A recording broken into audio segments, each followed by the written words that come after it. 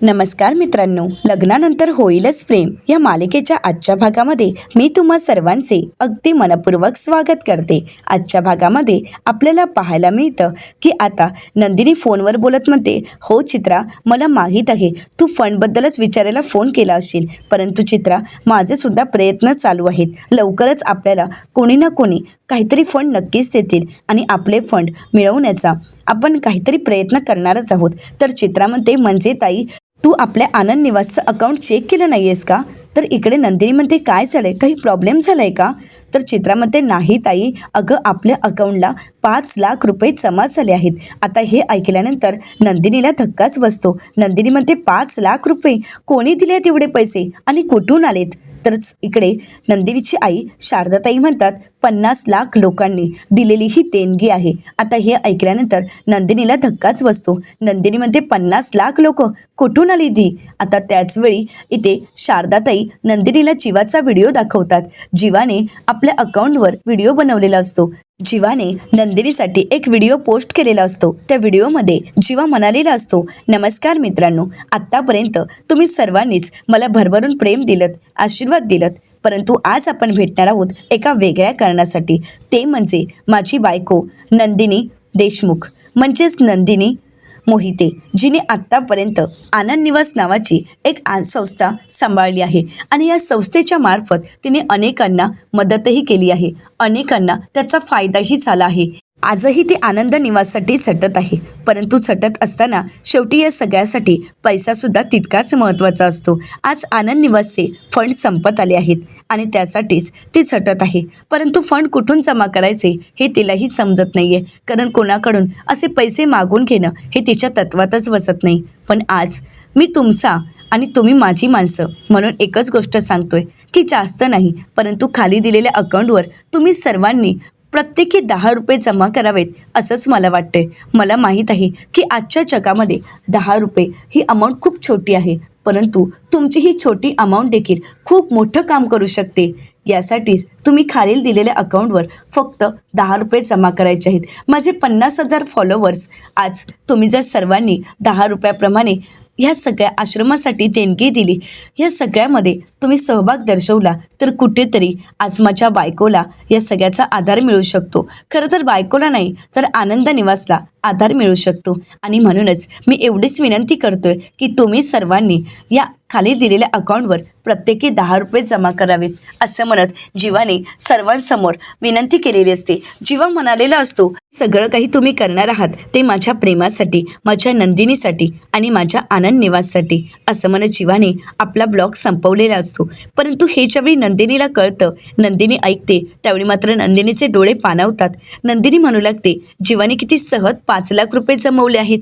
तर शारदाताई म्हणतात, नाही नंदिनी, दिसतं तेवढं सोपं नाही आहे हे, आणि दिसतं तितकं सहजही नाही आहे। जीवानी हे 5 लाख मिळवण्यासाठी 19 दिवसाची मेहनत आहे।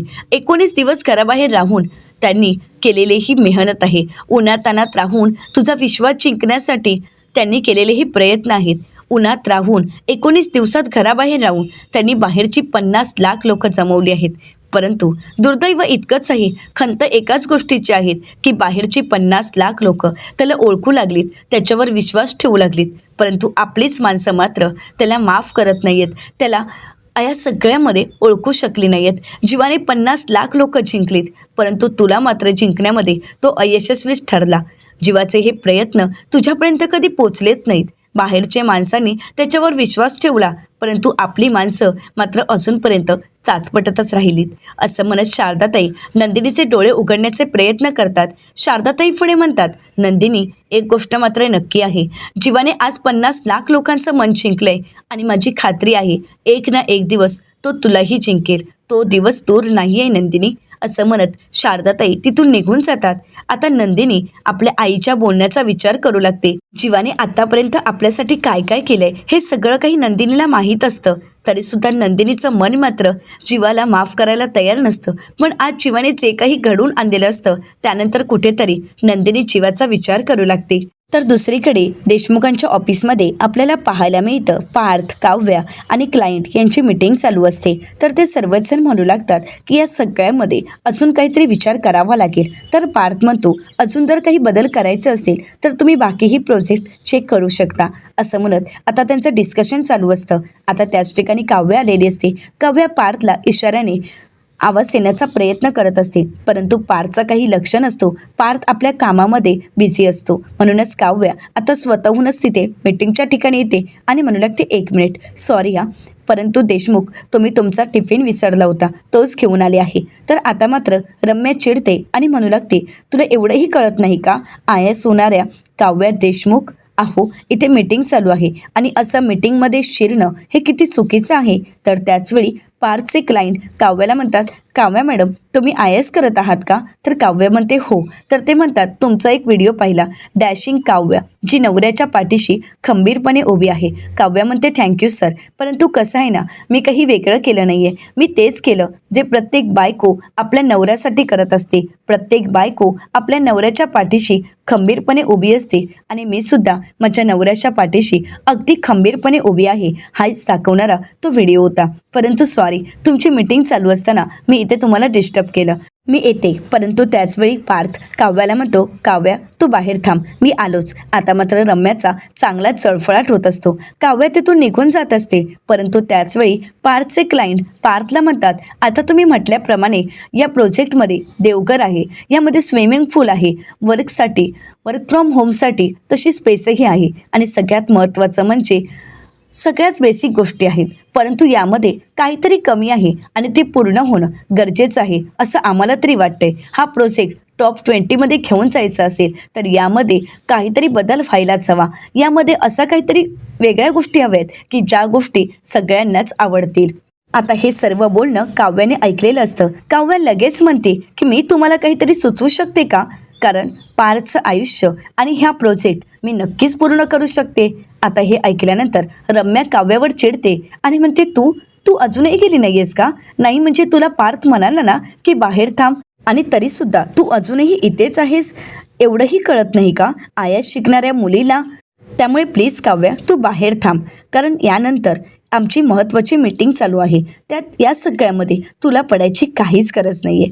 तर पार्थ रम्याला म्हणतो 1 मिनिट रम्या बोला काव्या पार्थ देशमुख तुम्ही हा प्रोजेक्ट कसा पूर्ण करणार आहात? आता मात्र काव्या खुश होते, नकळतपणे का होईना, परंतु पार्थने काव्याच्या नावापुढे आपलं नाव जोडलेलं असतं आणि सगळ्यांसमोर आपल्या बायकोचा दर्जा तिला दिलेला असतो. आता मात्र रम्याचा चांगलाच चळफळाट होत असतो. रम्या रागानेच पार्थकडे पाहत असते. तर दुसरीकडे मोहितेंच्या घरी आता नंदिनी पुन्हा एकदा जीवासाठी पोहे घेऊन येते आणि म्हणू लागते आता सांगा टेस्ट कशी आहे. आता नंदिनी स्वतःहूनच जीवासाठी पोहे घेऊन येते आणि म्हणून जीवा खुश होतो. पोहे खाऊन पाहतो तर ते पोहे त्याला आवडलेले असतात. जीवा म्हणतो आत्ता कुठे पोह्यांना टेस्ट आली आहे, म्हणजे तुझ्या हातची चव मिठामध्ये उतरली असेल आणि मिठाची चव पोह्यांमध्ये. तर नंदिनी म्हणते सॉरी जीवा, मी तर खरं तर त्या पोह्यांमध्ये मीठ घालायलाच विसरले होते, पण काय करू माझा कुठे लक्षच लागत नव्हता, कारण फंड जमा होत नव्हते आणि फंड कुठून मॅनेज करायचे हेही कळत नव्हते आणि म्हणूनच मला काहीच कळत नव्हतं, कारण फंड मिळणं खूप गरजेचं होतं. जर आश्रम चालवायचं असेल तर त्यासाठी फंड असणं गरजेचं आहे आणि या सगळ्या विचारांमध्ये मी पोह्यांमध्ये मीठ घालायचे विसरूनच गेले होते. पण जीवा तुम्ही जी काही जादू केली, तुम्ही जे काही मॅजिक केलं, त्यामुळे आज आमच्या आनंद आश्रमच्या फंडमध्ये 5 लाख रुपये जमा झालेत. थँक्यू जीवा. तर जीवा म्हणू लागतो बायकोसाठी काय पण. कसं आहे ना नंदिनी, मी तुला दुःखात किंवा कुठल्याही विचारात नाही पाहू शकत. जर तुला दुःख होत असेल, त्रास होत असेल तर त्यासाठी मी काही करायला तयार होईल, कारण माझ्या बायकोसाठी मी काही करायला तयार आहे. हे ऐकताच नंदिनीलाही खूप आनंद वाटत असतो. नंदिनीलाही कुठेतरी जीवाचा आधार वाटत असतो. नंदिनी आता मागचं सगळं नकळतच विसरून गेलेली असते. ती जीवाला म्हणू लागते जीवा खरंच मला तुमचा अभिमान वाटतो. जीवा म्हणतो ते सगळं जाऊ देत, पण तू पोहे खाल्लेस का? नंदिनी म्हणते नाही, मी नाही खाल्ले आहेत अजून. पण तुम्ही खाऊन घ्या, मग मी पोटभर खाईनच. जीवा म्हणतो, नक्की खाशील ना, नाहीतर मी भरवायला येईन. पण खरंच सांगू का नंदिनी, तुझ्या हातचे पोहे म्हणजे अप्रतिम. सुदामाच्या पोह्यानंतर तुझाच नंबर लागेल, एवढं मात्र नक्की. एवढे अप्रतिम पोहे तुला बनवता येतात. नंदिनीचं कौतुक काही जीवाच्या तोंडून संपत नसतं. आता नंदिनी तिथून उठून जात असते, परंतु तिथेच थांबत ती जीवाकडे पुन्हा एकदा पाहते. त्यावेळी नंदिनीला चित्राचे एक शब्द आठवतात. चित्रा म्हणालेली असते, ज्यांना माझी काळजी आहे त्यांनीच माझं कन्यादान करावं असं मला वाटते. नंदिनीताई, तू आणि जीवादादांनी माझं कन्यादान करावं. तुम्ही जोडीने माझ्या लग्नात बसाल ना, तुम्ही माझ्या लग्नासाठी एकत्र याल ना, असं चित्राने नंदिनीला विचारलेलं असतं. त्यावेळी मात्र नंदिनी चित्राला काहीच उत्तर देऊ शकलेली नसते. परंतु आता नंदिनी हे सगळं काही आठवताच विचार करू लागते की काय करावं. नंदिनी पुन्हा एकदा जीवाच्या बाजूला बसते आणि जीवाला म्हणते, जीवा तुम्ही माझ्यासाठी कराल का? जीवा म्हणतो, कराल. केलं. नंदिनी म्हणते, अहो ऐकून तरी घ्या. जीवा म्हणतो, केलं. बायकोसाठी काय पण? नंदिनी म्हणते, उद्या चित्राचं लग्न आहे आणि तुम्ही चित्राच्या लग्नासाठी माझ्यासोबत याल का? जीवा म्हणतो, तू मला विचारतेस? नंदिनी म्हणते, हो, काय झालं? नंदिनी आता जीवाकडे पाहते. जीवाचं हे बोलणं ऐकून नंदिनी थोडी घाबरते. जीवा नंदिनीला म्हणतो, खरंच तू मला विचारतेस? तू मला तुझ्यासोबत घेऊन जाणार आहेस? खरं सांगतेस का? नंदिनी म्हणते, हो, मी तुम्हाला तेच विचारते. जीवा म्हणतो, आलोच. मस्त तयार होऊन मी लग्नाला तुझ्यासोबत येईल. आता मात्र जीवाचा आनंद काही गगनात मावत नसतो आणि जीवा नकळतच नंदिनीला आनंदाने पोहे भरवतो आणि त्यानंतर गुड्डूला आवाज देत जीवा उड्या मारत गार्डनमध्ये जातो. नंदिनी जीवाला आवाज देत म्हणते, अहो सावकाश. परंतु थांबेल तो जीवा कुठला? कारण जीवाच्या आनंदाला काही पाराच उरलेला नसतो. आता जीवा गुड्डूच्या हातातील पाण्याचा पाईप घेतो आणि झाडांना पाणी न घालता तो गुड्डूलाच भिजवू लागतो. जीवा एवढा खुश असतो आणि जीवाच्या चेहऱ्यावरचा आनंद पाहून नंदिनी सुद्धा खुश होते. नंदिनी जीवाकडे पाहतच बसते. जीवाला एवढं खुश पाहून नंदिनीलाही समाधान वाटत असतं. कितीतरी दिवसानंतर नंदिनी आणि जीवा या दोघांच्याही चेहऱ्यावरचा आनंद पुन्हा परत आलेला असतो. तर दुसरीकडे कंपनीच्या मीटिंगमध्ये आता काव्याने आपला एक प्लॅन सांगितलेला असतो. काव्य म्हणू लागते, आताच झालेल्या या प्रोजेक्टच्या प्लॅनमध्ये रम्या मॅडम म्हणाल्या त्याप्रमाणे देवघर आहे, मिनी स्विमिंग पूल आहे, एवढंच काय तर पार्टीसाठी एरिया आहे, वर्क फ्रॉम होम करण्यासाठी त्यांच्यासाठी स्पेस आहे आणि सगळ्यात महत्त्वाचं म्हणजे लहान मुलांसाठी प्लेग्राऊंड आहेत. सगळं काही आहे. परंतु हे सगळं काही झालं ते म्हणजे सिनियर सिटीजनसाठी देवघर, वर्क फ्रॉम होम करणाऱ्यांसाठी म्हणजे पुरुष वर्गांसाठी असणारी स्पेस आणि लहान मुलांसाठी खेळण्याची जागा, पार्टीसाठी येणाऱ्या प्रत्येकासाठी पार्टी एरिया आणि बाल्कनी. परंतु या सगळ्यामध्ये एका गोष्टीचा तर कोणी विचार केलाच नाही, तो म्हणजे घरच्या बाईचा. आता हे बोलताच रम्या प्रत्युत्तर देत म्हणते, कसं आहे ना काव्या मॅडम, या सगळ्यामध्ये वर्क फ्रॉम होमसाठी जी स्पेस ठेवली आहे त्यामध्ये फक्त पुरुषांचीच मक्तेदारी नाही आहे, त्यामध्ये ती घरची बाईसुद्धा काम करू शकते आणि देवघरसुद्धा तिच्याच हक्काचं असणार आहे. खरं तर तसं बघायला गेलं तर संपूर्ण घर हे बाईसाठी मोकळंच असतं. तो एरिया, ते घर हे तिचंच असतं. मग तरीसुद्धा तिच्यासाठी वेगळी अशी जागा का असावी? कारण ज्या जागा आपण निवडल्या आहेत त्या सगळ्यामध्ये तिचा वावर असणारच आहे. देवघरापासून पार्टी एरियापर्यंत ती तिच्या मैत्रिणींसोबत पार्टीसुद्धा करू शकते. देवघरात ती तिचा वेळ घालवू शकते. एवढं सगळं असतानासुद्धा त्या घरच्या बाईसाठी वेगळी जागा असावी असं मला तरी वाटत नाही. आणि सगळ्यात महत्त्वाचं म्हणजे काय तर संपूर्ण घर हे त्या स्त्रीचंच असतं. मग तरीसुद्धा तिच्यासाठी वेगळी अशी जागा का असावी हा प्रश्न रम्या काव्याला करते. त्यावेळी काव्या रम्याच्या प्रश्नाचं उत्तर देत म्हणते, कसं आहे ना रम्या मॅडम, तुम्ही बोलताय ते अगदी बरोबर आहे. तुम्ही म्हणताय त्याप्रमाणे वर्क एरिया ही पुरुषांची मक्तेदारीच नाही आहे. तिथे काम करणारी स्त्री ही खरं तर तिथे काम करणारी स्त्री नाही किंवा एक बाई नाही, तर तिथे फक्त ती एम्प्लॉई म्हणून काम करणार आहे. एम्प्लॉई म्हणून तिचं काम संपल्यानंतर ती देवघरातही तिचा वेळ घालवू शकते. परंतु हे सगळं जरी असलं तरीसुद्धा तिला स्वतःची अशी स्पेस असावी जिथे ती तिचं स्वतःचं जग निर्माण करू शकते. ती स्वतःसाठी वेळ देऊ शकते. कारण प्रत्येकासाठी जर आपण वेगळ्या जागा निवडल्याच असतील तर घरच्या बाईसाठी जी नेहमीच घरासाठी झटत असते तिच्यासाठी सुद्धा तिची हक्काची जागा असणं तितकंच महत्त्वाचं आहे, जिथे ती तिचा वेळ घालवू शकते, जिथे ती तिचं मन रमवू शकते. या सगळ्या गोष्टी विचारात घेतल्या तर तिची सुद्धा एक स्वतःची अशी जागा असावी, स्वतःची अशी स्पेस असावी असं मला तरी वाटतंय. आता काव्याचं हे बोलणं प्रत्येक क्लायंटला पटत असतं आणि पार्थलाही भावत असतं. तर काव्या पुढे म्हणते, काय आहे ना, प्रत्येक मुलगी लग्नानंतर ती तिच्या सासरी जाते, परंतु सासरी गेल्यानंतर तिला जी रूम मिळते ती सुद्धा कोणाची असते? तिच्या नवऱ्याची. तिचे कपडे सुद्धा कुठे ठेवले जातात? तिच्या नवऱ्याच्या कपाटात एका साईडला कुठेतरी ठेवले जातात. सासूबाईंच्या किचनमध्येच ती स्वतःसाठी थोडीशी जागा शोधत असते. सासरच्या देवघरात नेहमीच्या देवांमध्येच ती तिची अन्नपूर्णाही मांडत असते. असंच असतं प्रत्येक मुलीचं, असंच असतं आयुष्य प्रत्येक स्त्रीचं.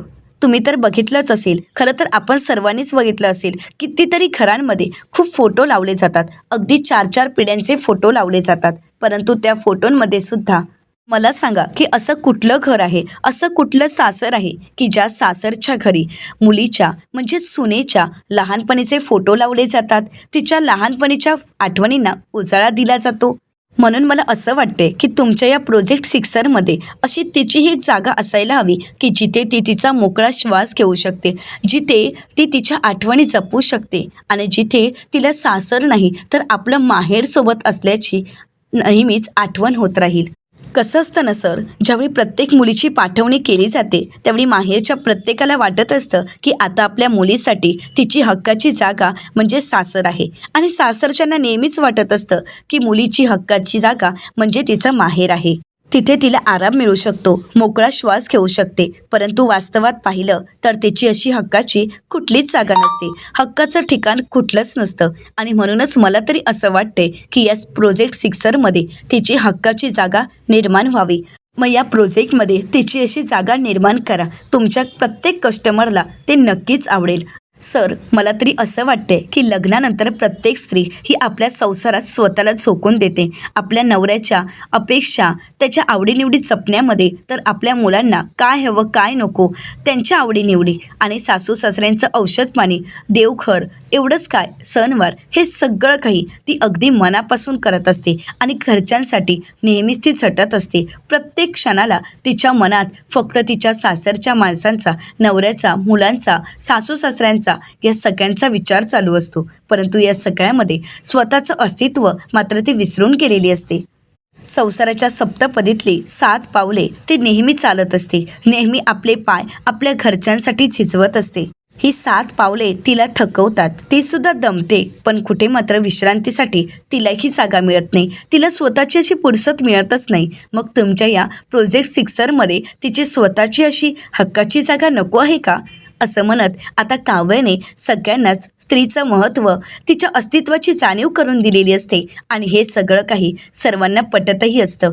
पार्थ काव्याकडे पाहतो, काव्याचेही विचार ऐकून पार्थलाही अभिमान वाटत असतो. मला तरी असं वाटतंय की आत्तापर्यंत कोणी केलं नसेल तसं तुम्हाला करावं लागेल. तुमच्या या प्रोजेक्टसाठी तिची अशी हक्काची जागा तुम्हाला निवडावी लागेल. छोटीशी का होईना, परंतु जिथे ती आराम करू शकेल, जिथे ती हक्काच्या गोष्टी हक्काने ठेवू शकेल, आपलं मन मोकळं करू शकते. अगदी तिचा मोकळा श्वास जिथे असू शकतो अशी जागा, जिथे ती बागडू शकते, मन मोकळेपणाने उड्या मारू शकते. आपल्याला हवं असणाऱ्या प्रत्येक गोष्टी, प्रत्येक आठवणी ती तिथे साठवू शकेल, हसू शकेल, रडू शकेल. तिला जे हवंय ते ती त्या ठिकाणी करू शकेल. तिला वाटलं तर त्या ठिकाणी ती व्यायामही करू शकेल किंवा तिचा वेळ घेऊन ती छान तयार होऊ शकते. आणि यातलं काहीच नाही केलं तरीसुद्धा तिच्या डोक्यात असणारे विचार, तिच्या डोक्यातील चिंता सगळं काही रूमच्या बाहेर ठेवून ती स्वतः गाढ शांत झोपू शकेल, स्वतःसाठी वेळ देऊ शकेल. अशी काहीतरी जागा हवी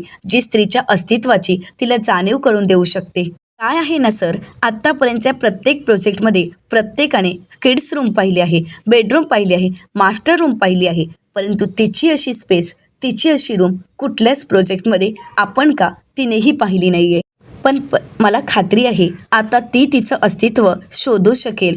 पार्थ देशमुख यांच्या प्रोजेक्टमध्ये. आता काव्याचं हे बोलणं ऐकल्यानंतर पार्थच्या चेहऱ्यावर एक आनंद असतो आणि सर्वच पार्थच्या क्लायंटला काव्याचा प्रोजेक्ट आवडलेला असतो. सर्वच जण टाळ्या वाजवत काव्याचं कौतुक करतात. आता पार्थही टाळ्या वाजवतो आणि काव्याचं कौतुक करू लागतो. आणि आता मात्र रम्याचं प्रोजेक्ट तिथेच थांबलेलं असतं. रम्या रागानेच पार्थकडे पाहते, काव्याकडे पाहते. आता सर्वांनाच काव्याची ती कल्पना खूप आवडल्यामुळे रम्याकडे कोणी पाहतही नाही आणि रम्याचं कोणी ऐकूनही घेत नसतं.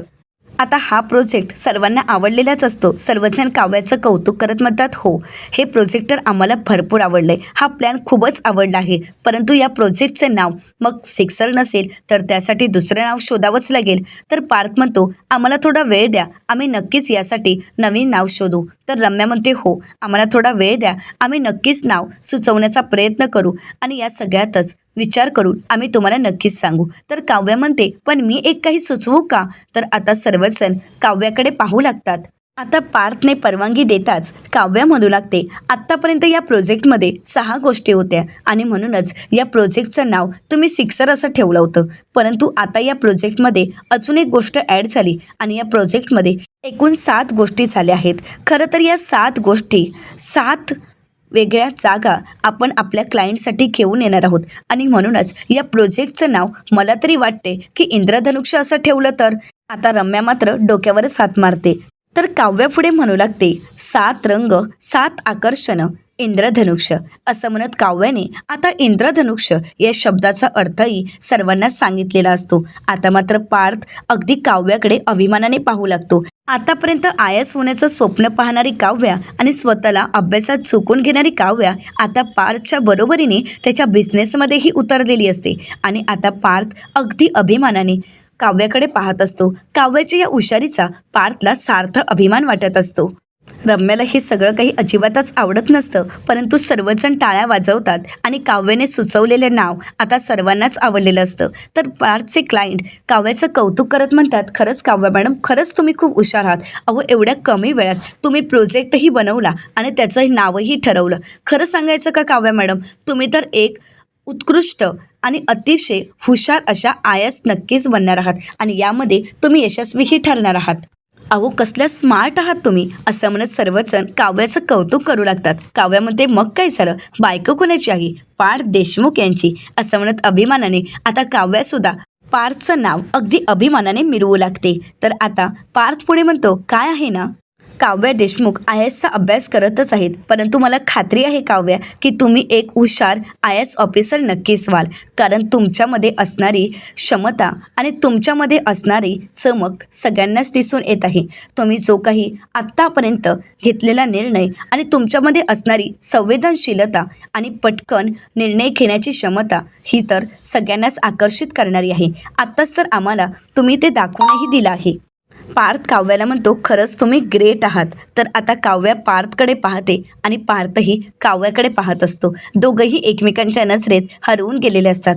परंतु या सगळ्यामध्ये रम्याची मात्र चांगलीच फजिती झालेली असते. तर दुसरीकडे पाहायला मिळतं, मानिनीताई देवबाप्पाला नमस्कार करतात आणि देवबाप्पाजवळ दिवा लावत म्हणतात, देवबाप्पा, गणपती बाप्पा, माझ्या मुलांवर सुनांवर तुझा कायम लक्ष असू देत. कुठे आहे माझं दुसरं पोर? काय करत असेल? बायकोला जिंकण्यासाठी आज घराबाहेर पडला आहे.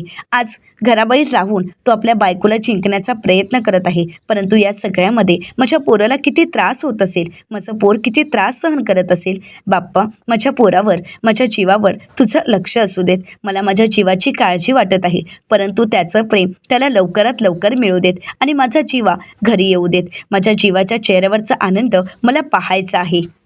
आता मानिनीताई जीवासाठी देवासमोर प्रार्थना करत असतात, परंतु त्याचवेळी जीवा देशमुखांच्या घरी आलेला असतो. जीवा मोठ्यानेच म्हणतो, तथास्तु. मानिनीताई गणपती बाप्पाला म्हणतात, बाप्पा हे काय, मी तुझ्यासमोर प्रार्थना केली आणि आता दिवसा ढवळ्या मला जीवा असल्याचे भास होत आहेत. जीवा घरी असल्याचे भास का होत आहेत? जीवाचा आवाज माझ्या कानी का पडतोय? परंतु त्याचवेळी जीवा मोठ्यानेच बोलतो. मानिनीताई मागे येऊन पाहतात तर जीवा आलेला असतो. मानिनीताई म्हणतात, जीवा तू? जीवा म्हणतो, हो मीच आलो आहे.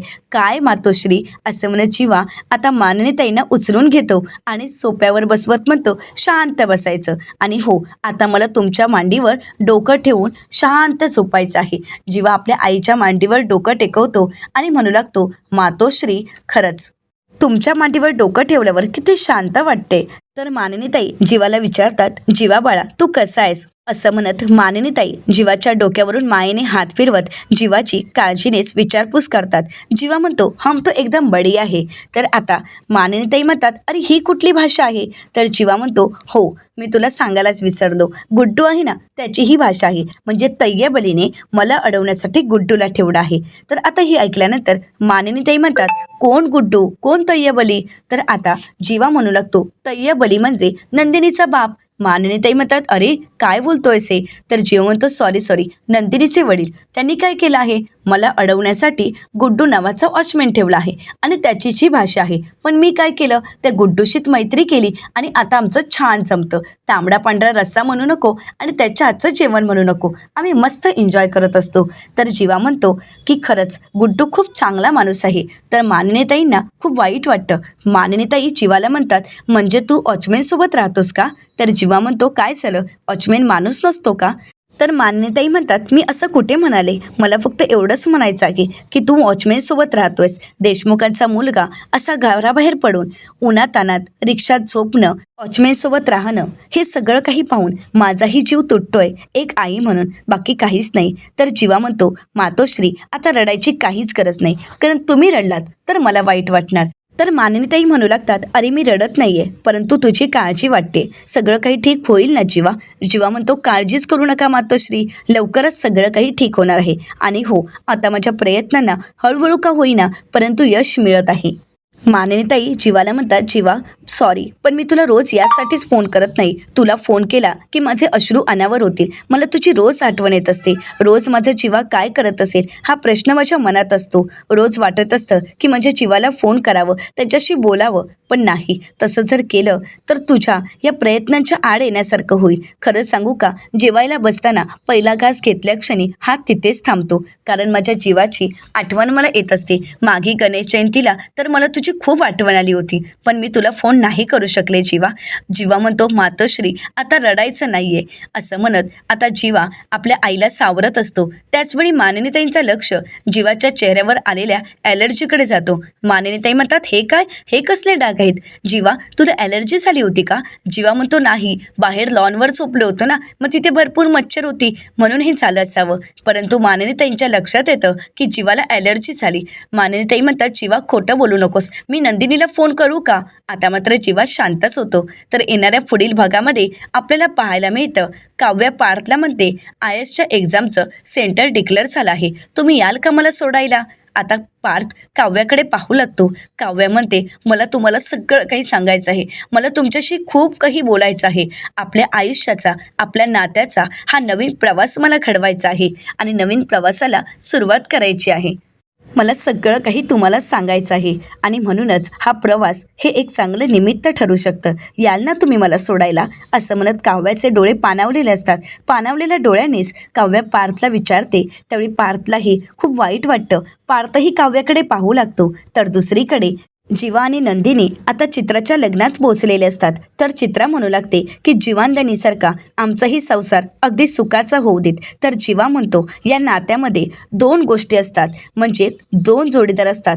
ते म्हणजे नवरा बायको तर असतातच, परंतु विश्वास आणि गैरसमज. आता मात्र नंदिनी जीवाकडे पाहू लागते. आता नंदिनी आणि जीवाच्या नात्याला एक नवीन सुरुवात होईल का. नंदिनी पुन्हा एकदा मानसन्मानाने देशमुखांच्या घरी येईल का.